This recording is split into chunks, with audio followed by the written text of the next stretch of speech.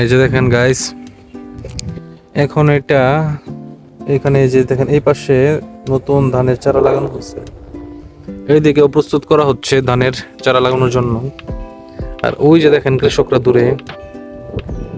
দূরে ধান লাগাচ্ছে দেখেন, এবং সেচ কার্যক্রম চলছে এখানে।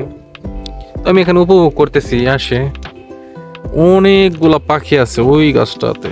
দাঁড়ান, আপনাদেরকে একটু জুম করলে যদি দেখেন, ওই যে দেখছেন কতগুলো পাখি, ওই গাছটাতে অনেকগুলো পাখি ডাকতেছে। এন্ড পরিবেশটা অত্যন্ত সুন্দর। এই যে একটা খেজুর গাছ,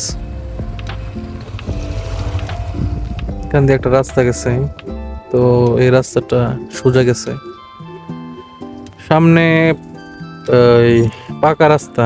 তো এদিকে মাঝখানে হলো এই মেঠো পথটা অনেক সুন্দর। এই দেখেন সারি সারি আম গাছ। তো এই যে এখানে বাচ্চারা এখানে কি করতেছে, এই যে এখানে বসে আছে, আর আমি আছি এখানে। এই যে বাইক এখানে, আমি এখানে, আমি এনজয় করতেছি প্রকৃতিটা। এই জায়গাটায় একদম মানে ধান গাছের চারা যখন লাগানো হবে, তখন এটা যখন বড় হবে, তখন একদম মানে সবুজে ছেয়ে যাবে, যে পাশে সবুজে ছেয়ে যাবে। এবং যখন ধানগুলো বড় হবে অত্যন্ত সুন্দর দেখাবে। একটা ঘ্রাণ আছে ধানের, যখন কাটবে তখন সেই ঘ্রাণটা পাওয়া যায় ভালোই।